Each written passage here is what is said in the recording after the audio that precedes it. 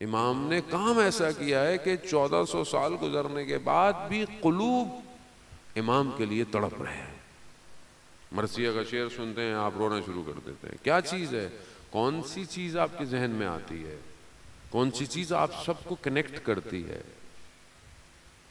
ایک خاتون کہ وہ کنورٹ ہوئی تو انہوں نے بیان کیا کہ آخر کیا چیز تھی کہ جن کو ان کو کنورٹ کیا. وہ بہرحال وہ مسلمان ہو گئی تھیں کرسچن سے, اور کبھی جب آئیں تو انہوں نے دیکھا یہاں تو بہت سارے اسکول آف تھاٹ ہیں, الگ الگ ہیں, اس کے پاس جاؤ تو اس کی برائی کرے, اس کے پاس جاؤ تو اس کی برائی کرے.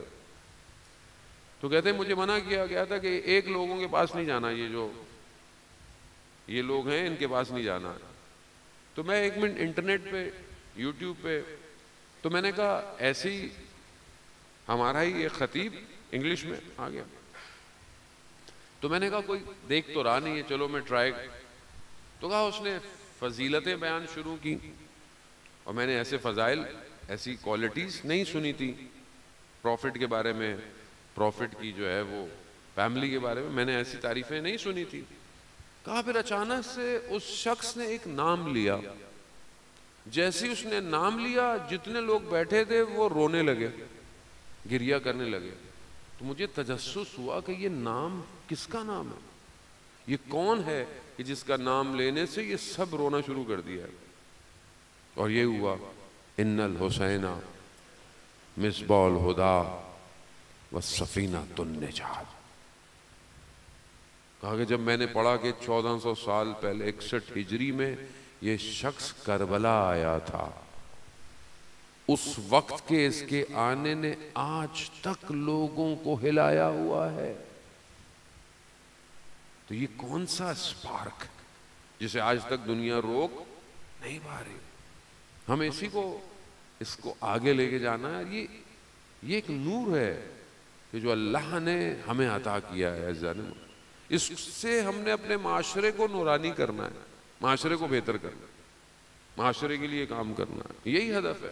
اگر سید الشہداء کی مجلس سے اٹھ کر انسان اپنی ذات کو, اپنے نفس کو, اپنے آپ کو بہتر نہ کر سکے تو پھر کوئی اور یونیورسٹی نہیں ہے, پھر کوئی اور درسگاہ نہیں ہے. یونیورسٹیوں کا حال آپ نے دیکھ لیا, معاشرے کا حال آپ کے سامنے ہے, media, social media, T V, سب آپ کے سامنے ہے.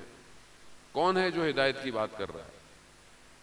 وہ تو محرم کے اندر تو ہر کوئی ذکر کرتا ہے, کیونکہ بہرحال ہر کسی کو اپنا ویورشپ بھی چاہیے. ہم نہیں کہتے کہ ان کے اندر خلوص نہیں ہوگا, خلوص بھی ہوگا, یقیناً ہوگا, لیکن حقیقت میں کیا معاشرہ ویسا ہے جیسا اسلام چاہتا ہے یا نہیں چاہتا؟ اصل یہی ہے. عزاداران محترم, مجلس ہو, عزاداری ہو, اس کے بعد معاشرے میں تبدیلی نہ آئے تو اس کا مطلب ہے یا تو بیان کرنے والا میرے جیسا کہیں کوتاہی کر رہا ہے, یا پھر سننے والوں کے اندر بیریئر لگے ہوئے ہیں, رکاوٹیں ہیں. خب ان رکاوٹوں کو بھی دور کرنا ہے اور بہرحال پیغام بھی صحیح اپنے پاس لینا ہے, اور اس تک پہنچنا ہے جو اصل وارث ہے اس عزاداری کا. اصل وارث کون ہے؟ اینا بدم مقتول کربلا, کہاں ہے جو کربلا کا بدلہ لے گا؟ کہاں ہے وہ کب آئے گا؟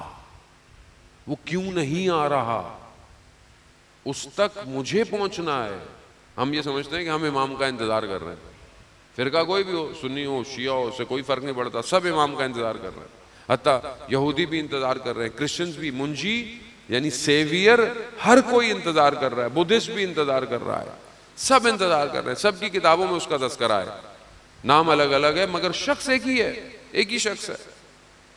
سب سے زیادہ روایات, احادیث ہمارے پاس ہے.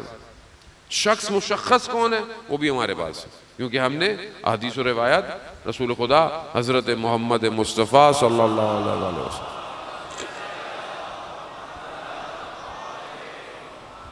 ہم نے رسول خدا سے لی کہ میرے بعد میرے 12 ہادی ہوں گے. نام بھی بتایا ہے, کتابوں میں بھی ہے. اہل سنت بھی, باقی فرقے بھی اس بات پہ یقین رکھتے ہیں کہ آنے والے کا شخص کون ہے. بس فرق اتنا ہے وہ پیدا ہوگا, ہم کہتے ہیں پیدا ہو چکا ہے, اس سے کوئی فرق نہیں پڑتا. بہرحال جب امام ظہور فرمائیں گے تو یقیناً پیدا ہوں گے, تبھی ظہور فرمائیں گے.